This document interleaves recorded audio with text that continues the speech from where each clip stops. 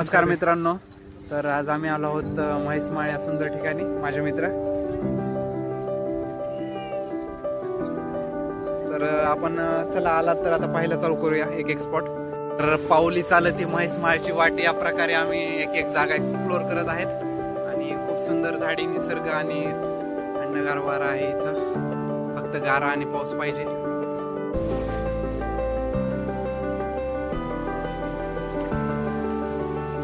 पूर्णपणे निसर्गाचे सानिध्य आणि गायरान आहे. एक एक ठिकाण एक्सप्लोर करायला मित्र तर पुढे आहेतच माझे. मी त्यांच्यासोबत पाठीमागे कॅमेरामॅन.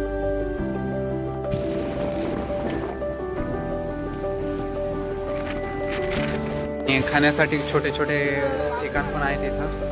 तुमच्या खाणाऱ्या मित्रांसाठी जागोजागी थांबण्यासाठी स्पॉट पण आहे. मधुमका पण आहे. आणि आमचे मित्र आत्ताच 5 मिनिटांपूर्वी खाल्लेले असून परत थकून आता खाण्यासाठी बसलेले आहे. पावसाच्या अशा थंड वातावरणात कडक एकदम गरम चहा तयार होत आहे. तिथे मार्ग आणि चहा तिथे स्वर्ग. चालत आता आम्ही वाटत आहे हा शेवटचा स्पॉट असले इथे. आणि इथे पर्यटकांची गर्दी आपण पाहू शकता. आणि दूर दूरपर्यंत हिरवळ आणि आभाळ जमिनीला टेकलं का आहे असंच भासत आहे आपल्याला. पाहू शकता.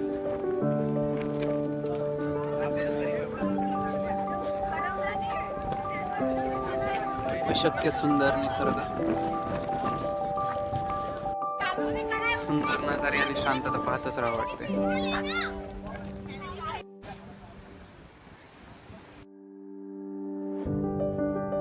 काट्याच्या वाऱ्यासोबत आता आम्ही परतीच्या वाटेला निघाले आहेत.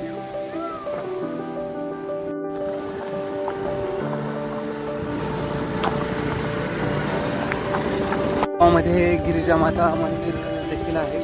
सुंदर असं मंदिर आहे.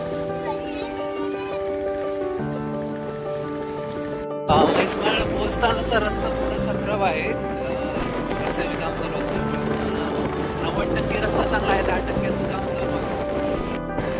आपल्याला जागोजागी असे छोटे तलाव तळी लागतीलच. आतापर्यंत आम्हाला 2 ते 3 लागलेले आहेत रस्त्याने. म्हैसमाळला जातानाच आपल्याला बालाजी मंदिर लागतं.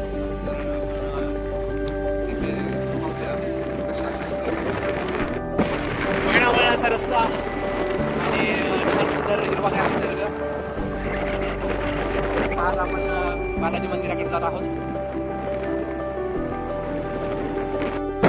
डोंगर खेड्यावर बसलेलं बालाजी मंदिर आपण पाहू शकता. दिसत आहे आपल्याला इथे दाक्षिणात्य मंदिर स्थापत्य कलेचं उत्तम नमुना अप्रतिम पाहायला मिळत आहे. परंतु हे काही साऊथ इंडियन नसून आपल्या छत्रपती संभाजीनगर मधील बालाजी मंदिर आहे.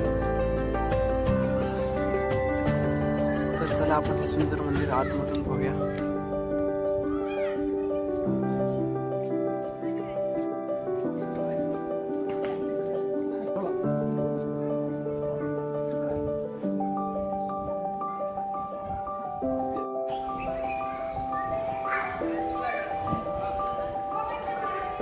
सुंदर असे मंदिर आणि शिल्पकला दिसत आहे.